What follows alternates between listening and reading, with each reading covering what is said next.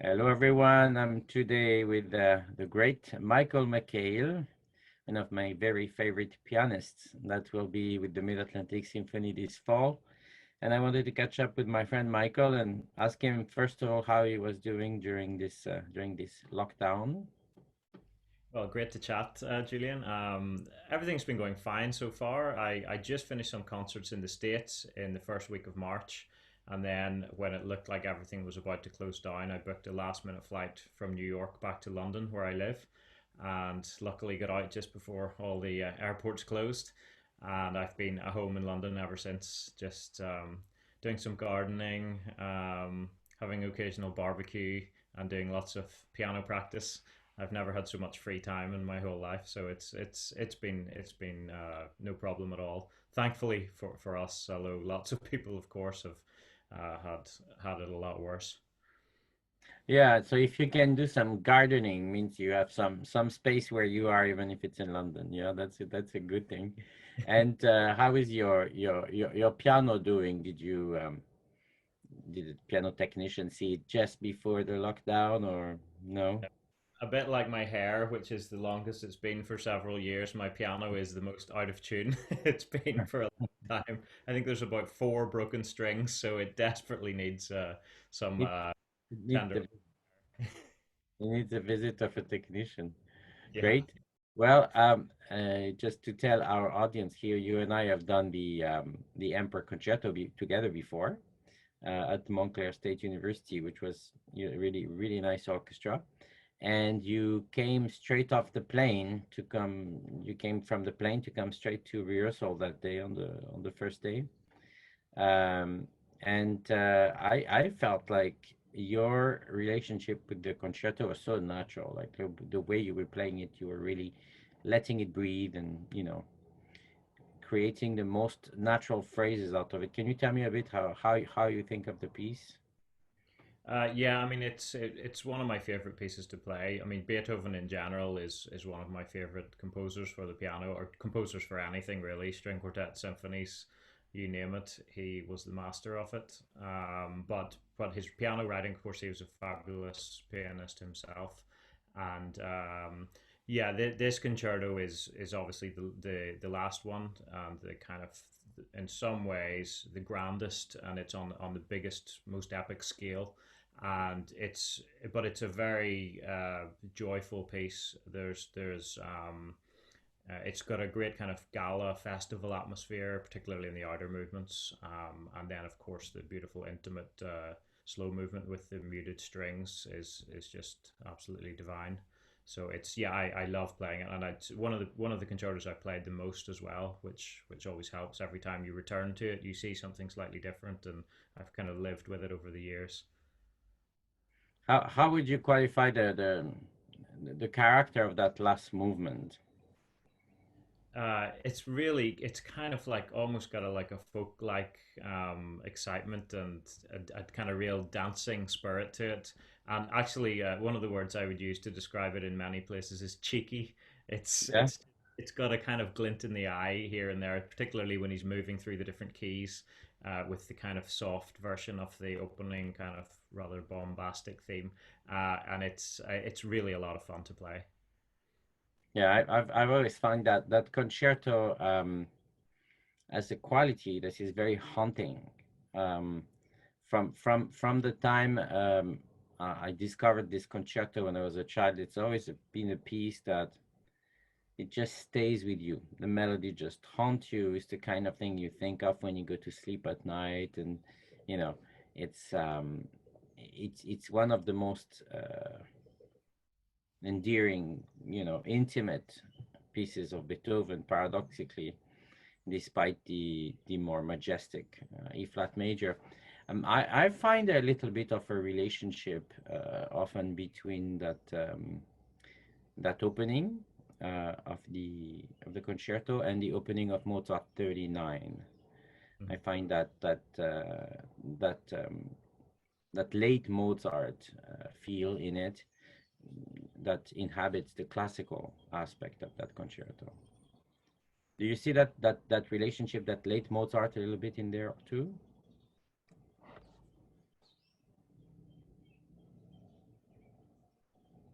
We have lost Michael.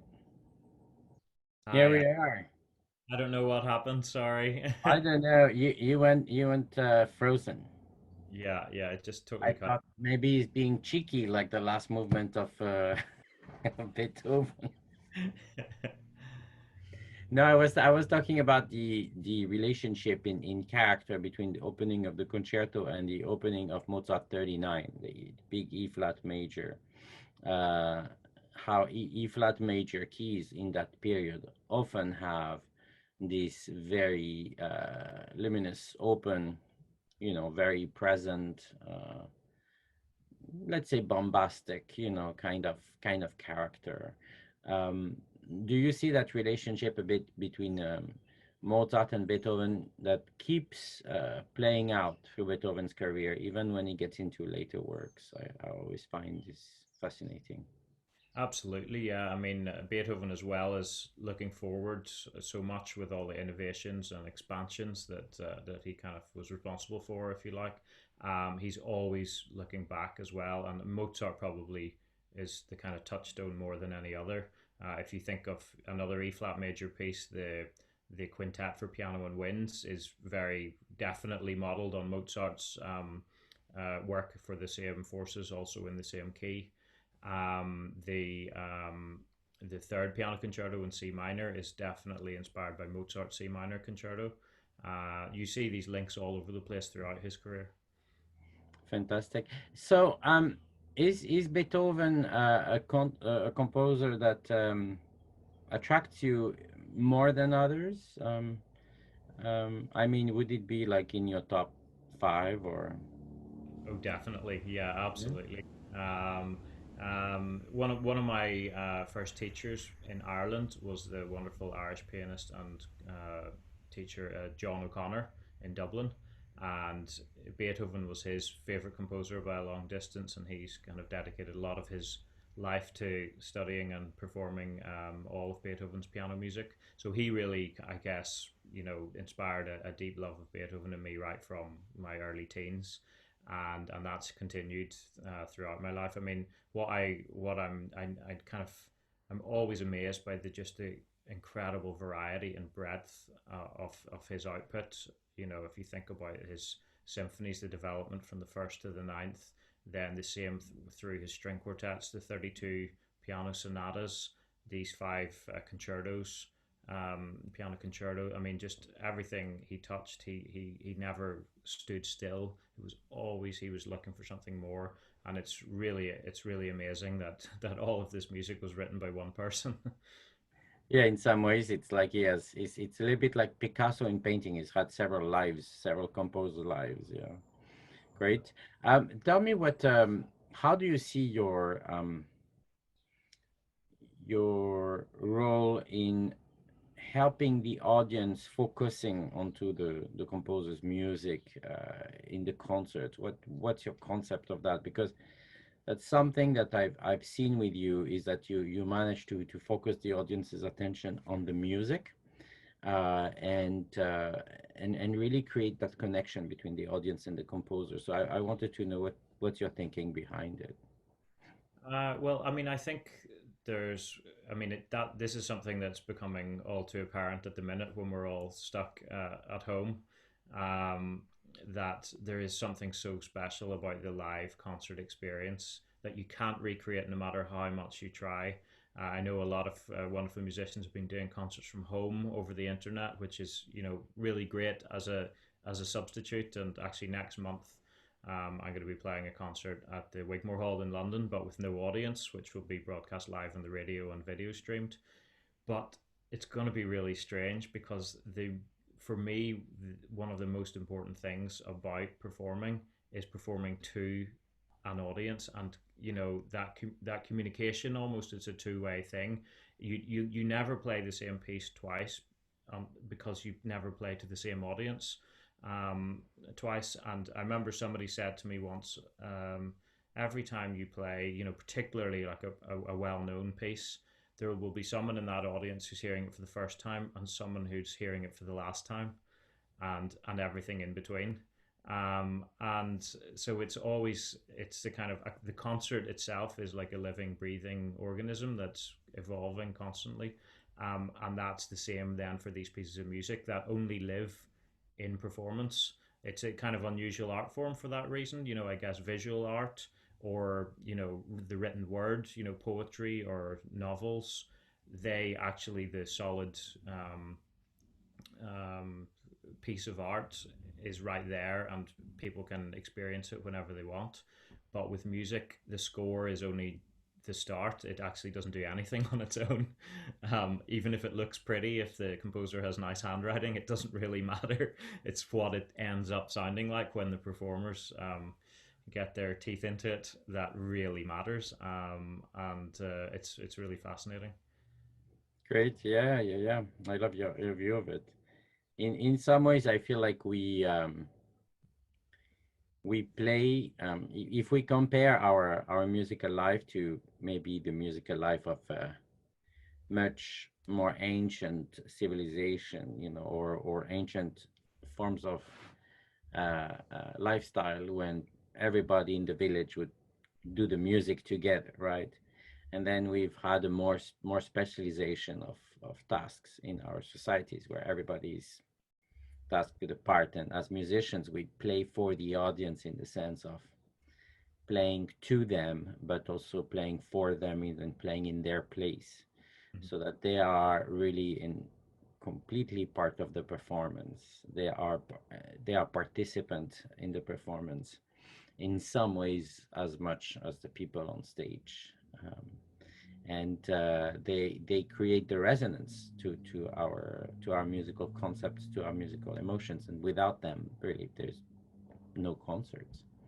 So with these virtual concerts, it's now a matter of imagining your audience, or you can't have a direct feedback, or do you imagine your audience when you play these? Or Well, I don't know because I haven't done it yet. So ask me in a month. okay, I'm, I'm, I'm I'm curious. Of course, um, conductors online, without an orchestra, I don't think that's going to happen anytime soon. Great. Well, it's wonderful to chat with you about all these things, and we look forward. I know everybody's looking forward to your return to the Mid Atlantic Symphony with the concerts in Easton and in Lewis and in Ocean City, and it should be a really really a great week. And that we hope you will all join us for, and that we hope the pandemic will have subsided so that we're able to have these concerts. Of course, it's a really big tragedy for all those affected by this virus. And these are different times. This is a once in a century event that we're all living through. But we're just also looking forward to returning to the music and bringing back this, I would say, this central part of our life, and of our civilization, which is live performances, is absolutely central to the fabric of society. So, Michael, great to see you. I look forward to seeing you in September, and have a wonderful day and enjoy the gardening and everything else. Thank you so much, and I really look forward to returning to the Mid Atlantic. I had such a great time last time doing the Ravel, and I'm really looking forward to playing some Beethoven this time. Super. See you soon, Michael. Thanks again. Bye.